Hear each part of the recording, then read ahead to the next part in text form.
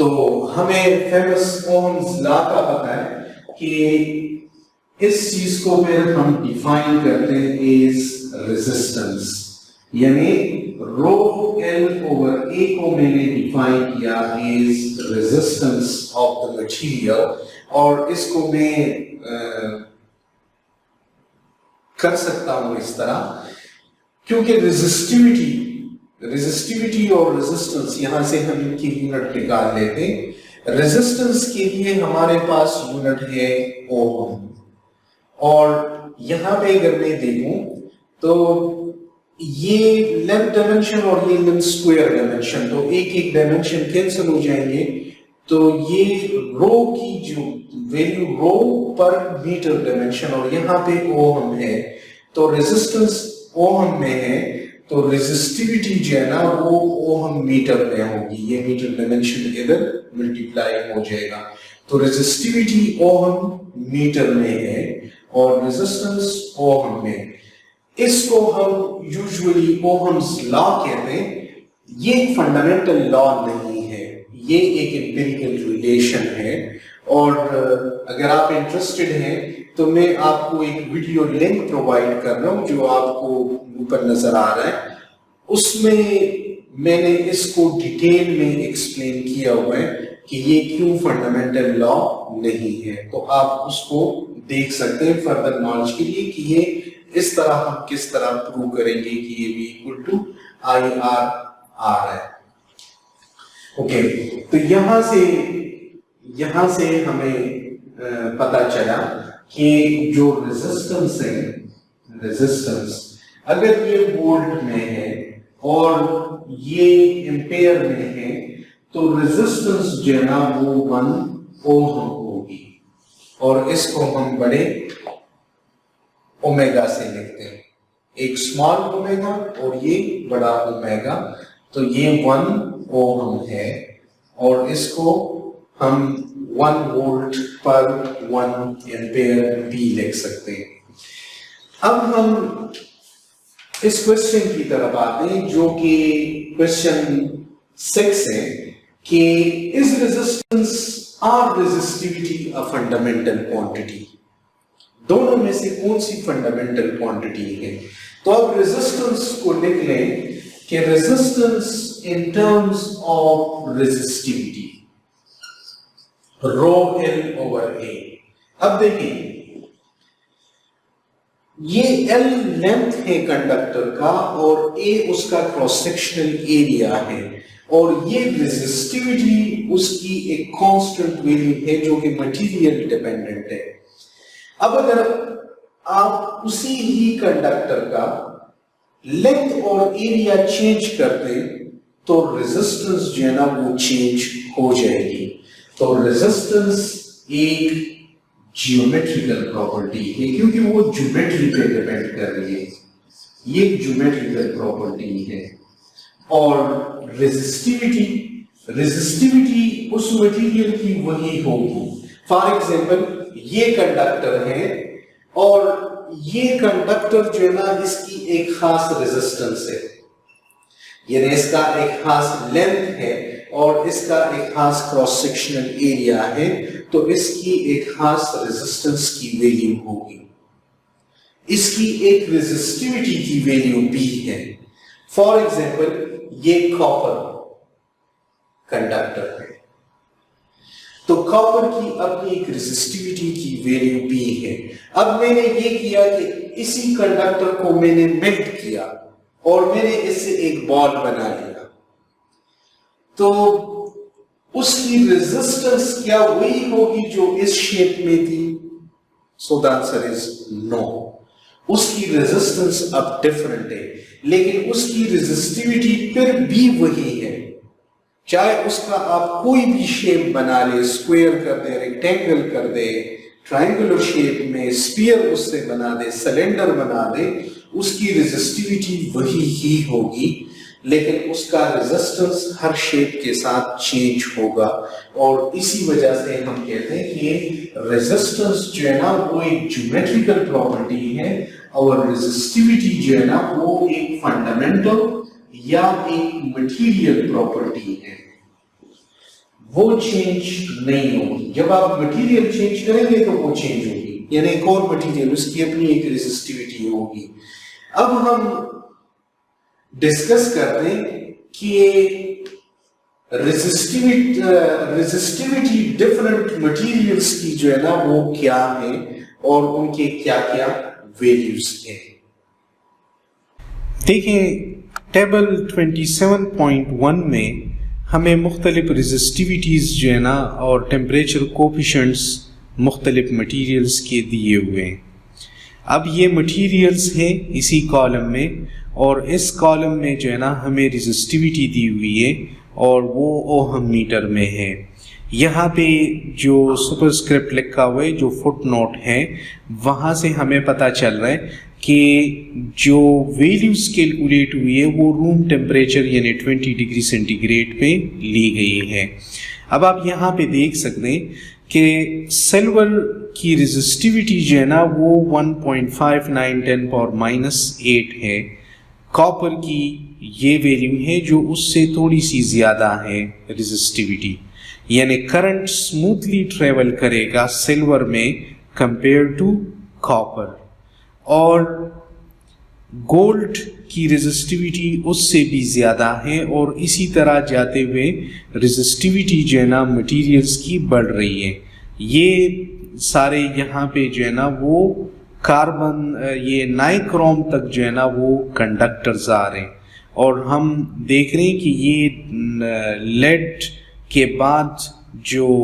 نائکروم ہے, نائکروم کی ریزسٹیوٹی جو ہے نا وہ بہت زیادہ بڑھ جاتی ہے, یعنی آلموسٹ 100 ٹائمز اس کی ہو جاتی ہے. یہاں پہ 10⁻⁶ ہے. اور پھر ہم آ جاتے ہیں ہائی ریزسٹیوٹی مٹیریلز میں, جو کاربن ہے, اور جرمینیم اور سلیکان جو ہے نا وہ سیمی کنڈکٹر میں آ جاتے ہیں. کاربن کے مختلف ایلوٹروپس ہیں جس میں گریفین بھی ہیں اور جس میں گریفائٹ ہے, لیکن ان کی ریزسٹیوٹی اچھی خاصی زیادہ ہے. وہ ڈپینڈ کرتے ہیں ان کی کون سی ہائبریڈائزیشن ہم اسٹڈی کر رہے ہیں. جرمینیم ہے جو کہ سیمی کنڈکٹر ہے, اور سلیکان سیمی کنڈکٹر, ان کی ریزسٹیوٹی جو ہے نا کمپیئر ٹو کنڈکٹرز بہت زیادہ ہے. گلاس کی پھر ایکسیپشنلی جو ہے نا وہ زیادہ ہو جاتی ہے, کیونکہ گلاس ایمارفس ہے اور یہ انسولیٹر کی کیٹیگری یہاں سے سٹارٹ ہو جاتی ہے. ہارڈ ربر اور سلفر اور کوارٹز بھی جو ہے نا گلاس کا ٹائپ ہے, اور یہاں پہ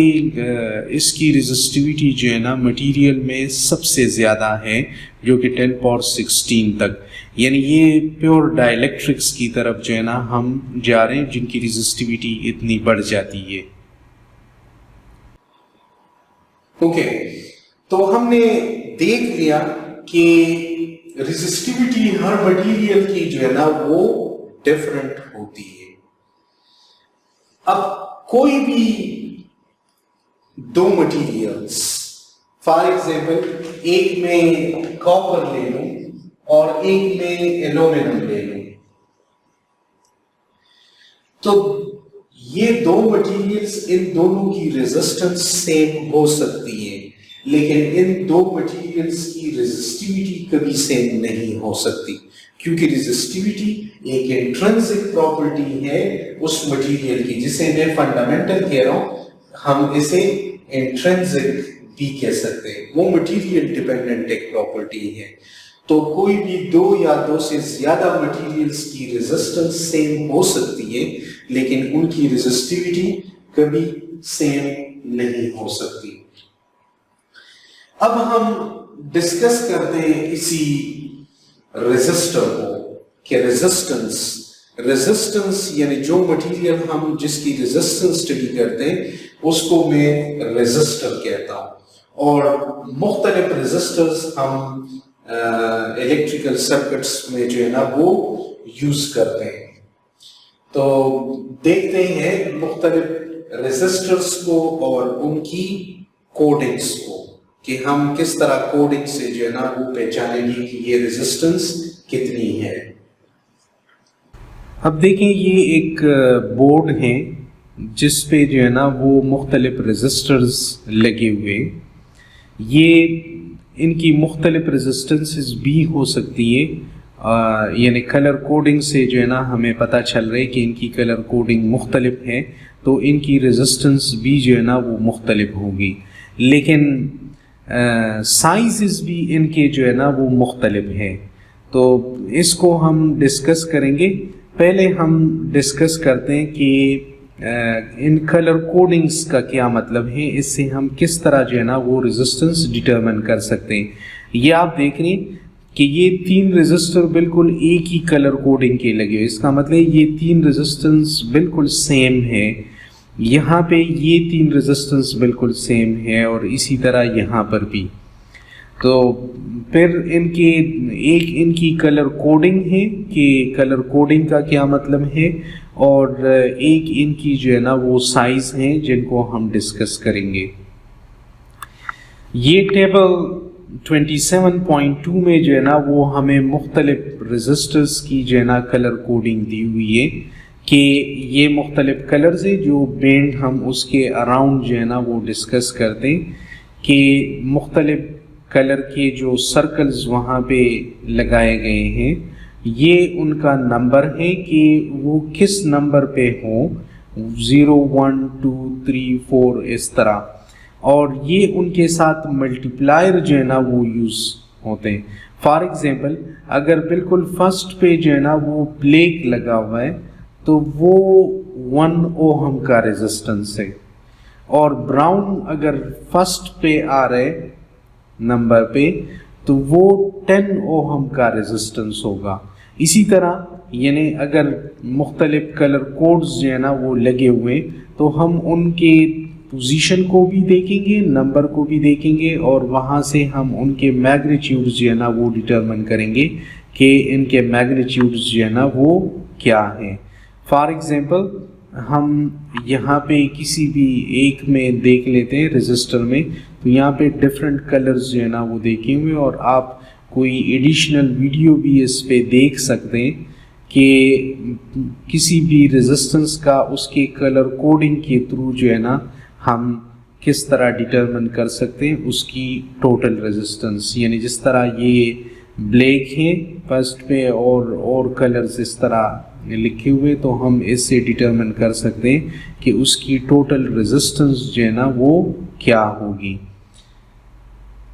अब हम क्वेश्चन 7 को एड्रेस करते हैं। क्वेश्चन 7 है कि why some resistors are big in size although having resistance as a small resistor। यानी अगर मैं रेजिस्टर कंसिडर करता हूं तो कुछ रेजिस्टर्स जो है ना वो स्मॉल होंगे और कुछ रेजिस्टर्स जो है ना वो बिग होंगे। यानी ये बात तो समझ में आ जाती है कि शायद स्मॉल रेजिस्टर हो, साइज में स्मॉल हो, तो उसकी रेजिस्टेंस जो है ना वो कम होगी, और अगर कोई रेजिस्टर बिग है साइज में तो शायद उसकी जो है ना वो रेजिस्टेंस ज्यादा होगी। लेकिन हम उस सिचुएशन को डिस्कस नहीं कर रहे, हम उस सिचुएशन को डिस्कस करेंगे कि साइज वाइज जो है ना वो एक स्मॉल है और एक बिग है, और रेजिस्टेंस जो है ना वो दोनों की सेम हो, रेजिस्टेंस जो है ना दोनों की एक जितनी हो। यानी फॉर एग्जांपल 1 किलो ओहम का एक रेजिस्टर है जो कि साइज में छोटा है, और 1 किलो ओहम का एक रेजिस्टर है जो साइज में बड़ा है। हम इस तरह की सिचुएशंस जो है ना वो सर्किट्स में देखते हैं कि एक बड़ा रेजिस्टर लगा होता है और उस पे लिखा होता है 1 किलो ओहम फॉर एग्जांपल, और एक छोटा भी है, तो फिर हम यानी क्यों इतना मटेरियल जाया कर रहे हैं कि छोटे रेजिस्टर अगर हम 1 किलो ओहम का बना रहे तो फिर इतना बड़ा हम क्यों रेजिस्टर जो है ना वो बना रहे। तो इस चीज को हम कहते हैं पावर रेटिंग। देखें कि जब रेजिस्टर से करंट पास होता है तो रेजिस्टर हीट अप होगा, और वहीं अगर वो इतना ज्यादा हीट अप हो जाए कि वो बर्दाश्त ना कर सके तो वो जल जाएगा। اب اگر ایک ریزسٹر بہت زیادہ استعمال ہوتا ہے اور اس کے ہیٹ اپ ہونے کے چانسز زیادہ ہیں تو پھر ہمیں اس کا جو سرفیس ایریا اس کا ہے ہمیں اسے زیادہ کرنا ہوگا تاکہ ایئر پارٹیکلز اس سے ٹکرائیں اور اس کی ہیٹ کو لے جائیں، اس سے یعنی ہیٹ زیادہ ڈسیپیٹ ہو۔ اگر اس سے ہیٹ ڈسیپیٹ نہیں ہو رہا تو وہ جل جائے گا، تو ہم اس کا ایریا سرفیس ایریا بڑا بنا دیتے ہیں، اور اسی کی وجہ سے یعنی جتنا ہیٹ اس میں پروڈیوس ہو رہا ہے اتنا اس سے ڈسیپیٹ ہو رہا ہے، اور وہ انوائرمنٹ میں یعنی ایمبینٹ انوائرمنٹ میں وہ کول ہوتا جاتا ہے۔ تو یہی وجہ ہے کہ جب ہم انڈسٹری میں دیکھتے ہیں تو انڈسٹری میں ریزسٹرز اور کیپیسیٹرز جو ہے نا وہ بہت بڑے بڑے ہوتے ہیں، حالانکہ ان کی جو ویلیو ہوتی ہے ریزسٹنس کی یا کیپیسیٹنس کی وہ اتنی یعنی زیادہ نہیں ہوتی، وہ وہی چھوٹے ریزسٹرز جو ہمارے ہوتے ہیں یا چھوٹے کیپیسیٹر، تو وہ ان کی پاور ریٹنگ کی وجہ سے، ان کی یوزیج کی وجہ سے وہ ہائی یوز ہوتے ہیں، یعنی وہ مسلسل چل رہے ہوتے ہیں، تو ان کو جلنے سے بچانے کے لیے ہم ان کا سرفیس ایریا جو ہے نا وہ بڑا بنا دیتے ہیں تاکہ ان سے ہیٹ آرام سے ڈسیپیٹ ہو اور وہ جل نہ جائے۔ تو یہی وجہ ہوتی ہے کہ ہم اسمال اور بگ ریزسٹنس سیم ریزسٹنس کے جو ہے نا وہ بناتے ہیں، وہ ان کی پاور ریٹنگز ہوتی ہیں کہ ہم انہیں یعنی مسلسل کتنا یوز کر سکتے ہیں۔